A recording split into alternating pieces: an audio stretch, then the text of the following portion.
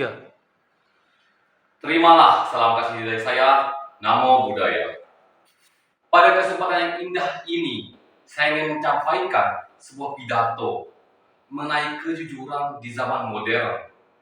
Akan tetapi, sebelum mengawali pidato saya pada siang hari ini, marilah kita panjatkan puji dan syukur kita kepada Sang Triratna, para bodhisattva dan mahasatwa yang selalu memberikan kita karunia dan berkahnya sehingga kita dapat hidup dalam keadaan sehat lahir dan batin. Kejujuran merupakan suatu kata yang mungkin tidak asing di telinga kita. Jika kita artikan secara harfiah, kejujuran berarti sikap lurus hati, tidak bohong dan dapat dipercaya. Kejujuran merupakan sikap moral dan karakter yang sangat penting dan juga selaras dengan ajaran Sang Buddha. Hal ini dapat kita lihat pada Pancasila Buddhis sila keempat yang jika kita artikan berbunyi, saya bertekad melatih diri untuk menghindari perkataan bohong. Dari sini kita dapat menyimpulkan bahwa sebagai umat Buddha, kita harus selalu berkata jujur dalam hidup kita dan menaatinya karena itu adalah ajaran yang diajarkan langsung oleh Sang Buddha. Akan tetapi, coba saudara-saudara lihat, apakah saudara-saudara menyadari apa yang diajarkan Sang Buddha tidak terrealisasikan dengan baik di zaman sekarang ini? Lihatlah di dunia ini betapa banyaknya orang yang berbohong di zaman modern. Saking banyaknya kebohongan yang dilontarkan oleh mulut manusia di zaman sekarang, hal itu dikatakan sebagai hal yang sangat wajar. Padahal kan tidak. Yang lebih mirisnya lagi, bahkan anak-anak pun sudah berani untuk berbohong kepada orang tuanya. Dan ini tidak hanya 1-2 kali, tapi sudah sering kali dilakukan. Untuk mencari orang yang benar-benar jujur di zaman sekarang ini merupakan hal yang benar-benar sulit. Hal ini sudah seperti mencari sebuah jarum di tumpukan jerami yang amat banyak. Mengapa hal ini dapat terjadi? Bukankah kita dari kecil sudah diajari oleh orang tua kita dan oleh agama kita untuk selalu berkata jujur? Mengapa hal ini dapat terjadi? Saudara-saudara sekalian, sebenarnya kebohongan ini sudah menjadi sifat yang dasar oleh kita manusia. Saya yakin semua dari kita sudah pernah berbohong. Jika ada orang yang tidak pernah berbohong di dunia ini, mungkin dia sudah menjadi seorang bodhisattva dan Buddha. Kebohongan ini sudah ada bahkan sejak zaman Buddha itu sendiri. Apakah saudara-saudara tahu? Dulu saat zaman Buddha, orang yang tidak menyukainya akan menyebarkan rumor bohong tentangnya, rumor sesat, mengatakan bahwa ajaran Buddha itu salah. Padahal kan sebenarnya tidak begitu. Dan kebohongan ini terus berlanjut hingga sekarang ini. Dan semakin menjadi jati kebohongan itu. Saudara-saudara, kebohongan ini ibarat sebuah rantai yang mengikat. Jika satu kebohongan sudah dilakukan, maka kebohongan ini hanya dapat ditutupi oleh kebohongan lainnya juga. Dan kebohongan lainnya juga ini hanya dapat ditutupi juga oleh kebohongan yang lainnya lagi. Dan semakin panjanglah rantai kebohongan itu. Oleh karena itu saudara-saudara, alangkah baiknya bagi kita untuk jujur dan tidak berbohong dalam hidup ini. Berbohong adalah tindakan yang benar-benar buruk. Saudara mungkin pernah mendengar namanya hukum karma. Jadi dalam hidup kita ini, kita menabung yang namanya karma.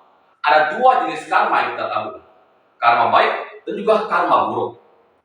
Karma baik dihasilkan oleh tindakan yang baik dan akan memberikan dampak baik bagi kita. Sebaliknya, karma buruk dihasilkan oleh tindakan yang buruk dan juga akan memberikan dampak buruk untuk kita sendiri. Apakah saudara-saudara tahu? Ketika saudara berbohong, berkata tidak jujur, saudara telah menambah satu karma buruk dalam hidup saudara. Jangan pernah saudara menyepelekan hal ini hanya karena berbohong 1-2 kali. Kita tidak pernah tahu seberapa banyak kita berbohong dalam hidup ini. Kita ditambah lagi dengan tindakan buruk lainnya yang telah kita lakukan dalam hidup ini. Bisa saja suatu hari nanti, saat tua nanti, kita akan mengalami sakit penyakit. Dan itu adalah dampak buruk dari karma buruk yang telah kita kumpulkan dalam hidup ini. Karma buruk ini ibarat seperti sebuah gunungan, tindakan buruk yang menumpuk dalam diri kita.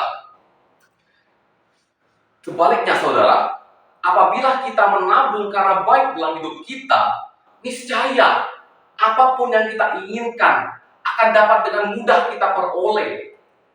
Kebahagiaan, ketenangan, kerukunan, dan bahkan kekuatan. Pernah dikatakan, Buddha sendiri yang mengatakannya, pada syair Dhammapada ke-176. Buddha bersabda, barang siapa yang melanggar dhamma tanpa mempedulikan dunia mendatang, maka tak ada kejahatan yang tak dilakukannya. Dampak berbohong memang sangat buruk, tapi mengapa masih banyak juga orang yang melakukannya, meski sudah tahu dampak buruknya? Apa sebenarnya mereka lakukan ini? Banyak dari kita manusia yang berbohong untuk kepentingan kita sendiri. Sebagian dari kita berbohong demi mendapatkan apa yang kita inginkan, untuk mendapat pujian, dan untuk menghindari hukuman. Lantas bagaimana dengan orang yang berbohong untuk dan demi orang lain?